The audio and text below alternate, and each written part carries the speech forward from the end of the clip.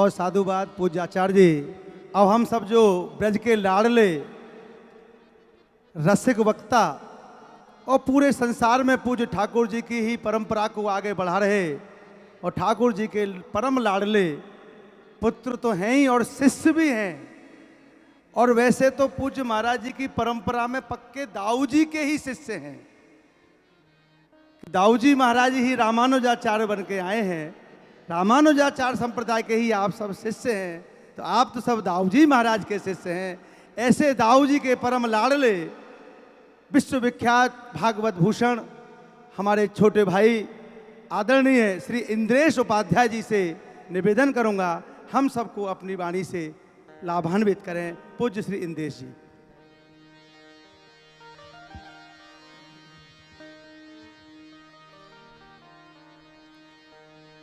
अस्ति स्वस्तरुणीकराग्रविगलत् कल्पप्रसूनाप्लुतम् वस्तु प्रस्तुतवेणुनादलहरि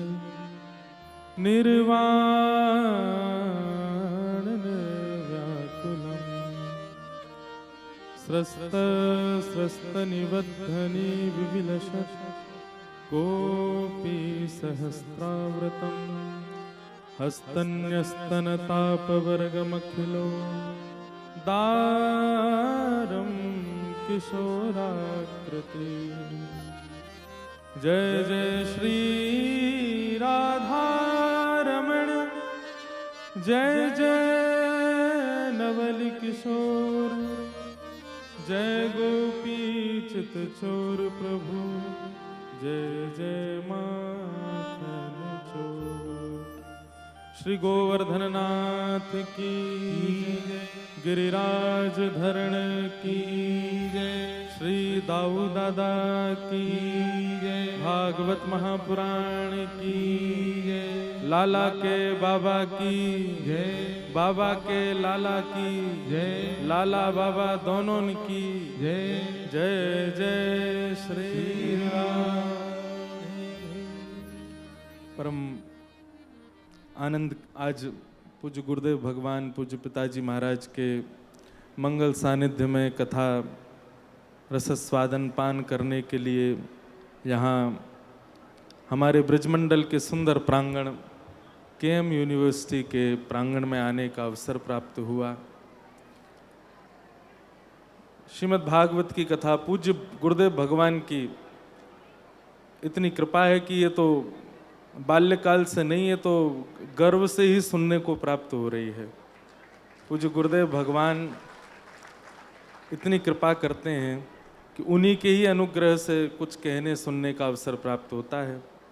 हमारे बड़े भ्राता स्वरूप, अग्रज भ्राता स्वरूप, हमारे दाऊ दादा के परम चरण सेवक हमारे पूज्य महाराज जी, आप भी बहुत अनुग्रह करते हैं।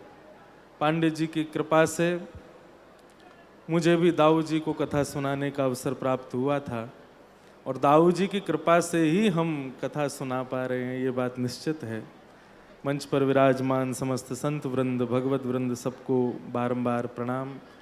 कथा के निमित्त मात्र आयोजक केएम यूनिवर्सिटी के चांसलर श्री किशन चौधरी जी और उनके समस्त परिवार को बहुत बहुत प्रणाम और आप सभी ब्रजवासियों को जय श्री कृष्ण।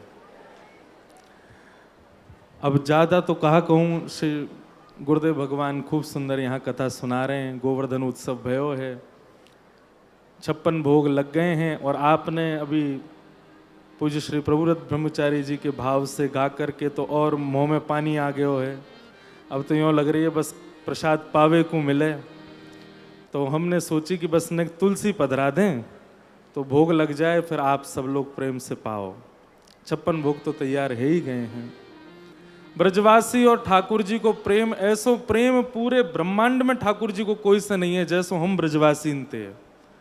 और हम ब्रजवासीन थे, ठाकुर जी को प्रेम है वे को सबसे मुख्य कारण ये कि हमने ठाकुर जी को कभी भगवान नहीं मानो। प्रेम को एक स्वरूप होवे कि प्रेम में प्रेमी की प्रभुता नहीं देखी जाती। जहां प्रभुता देख करके प्रेम हो वो प्रेम नहीं हो सकता। आप किसी से स्नेह इसलिए करते हो क्योंकि वो एक श्रेष्ठ व्यक्ति है, क्योंकि वहाँ को बहुत नाम है, वहाँ पे बहुत धन है, संपत्ति है, तो वो प्रेम नहीं है। प्रेम में तो प्रभुता भूल करके स्नेह किया जाता है। तो ब्रजवासीन से इतनो प्रेम ठाकुर जी को काहे को है। ठाकुर जी ने कैसी कैसी लीला कर ली, लेकिन ब्रजवासीन को कभी विश्वास ही नहीं भयो कि हमारो कन्हैया ठाकुर जी है, हमारो कन्हैया साक्षात भगवान है।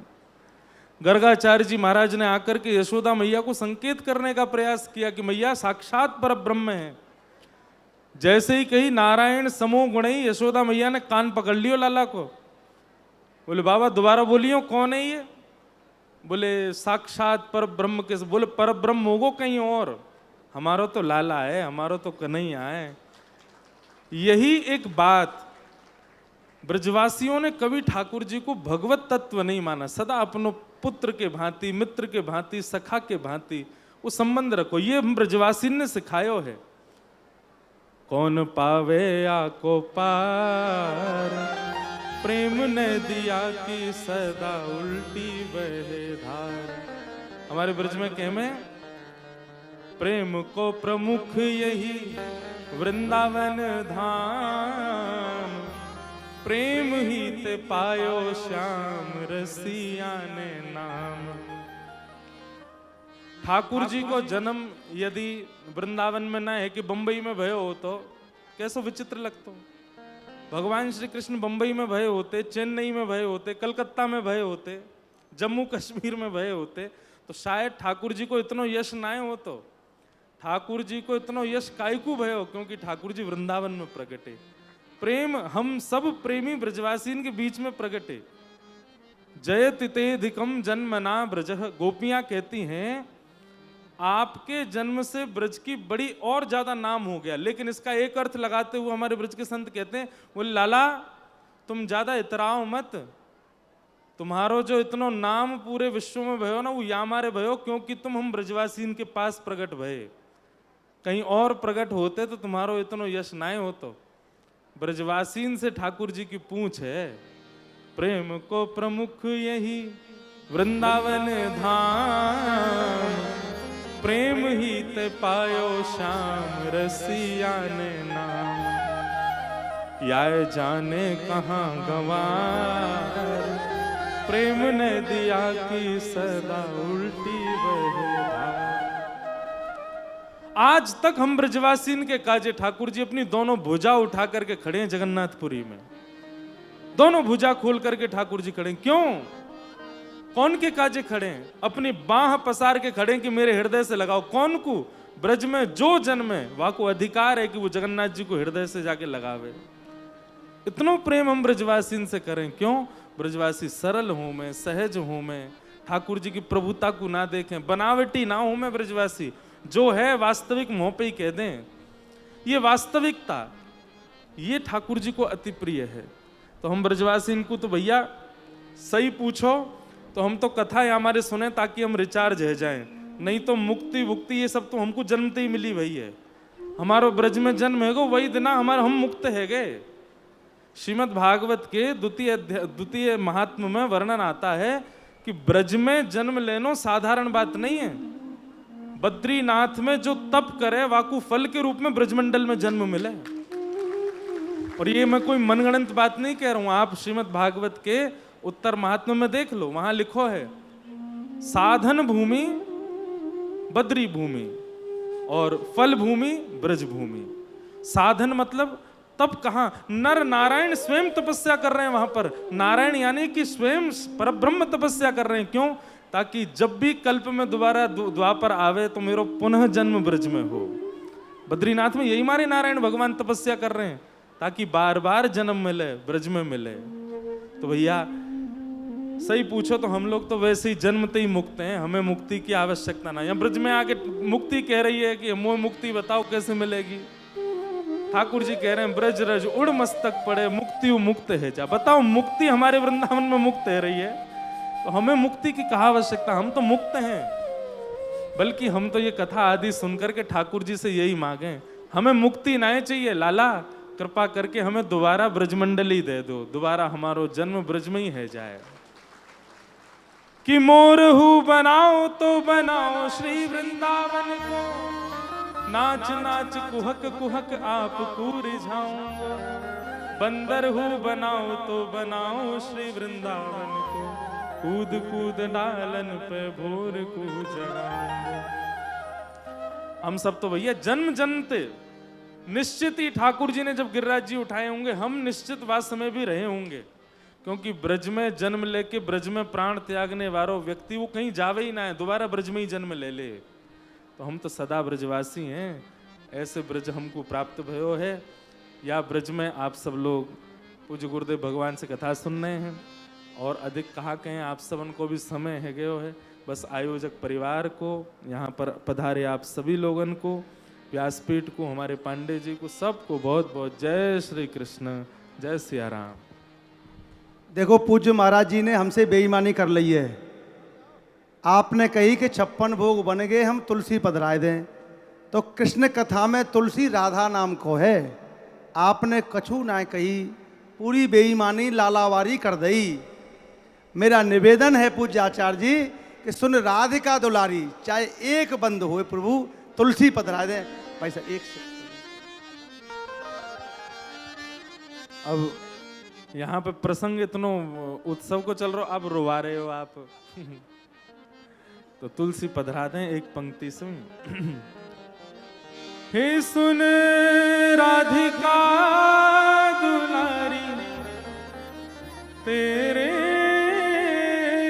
द्वार का भिखारी हूँ मैं, शाम का पुजारी,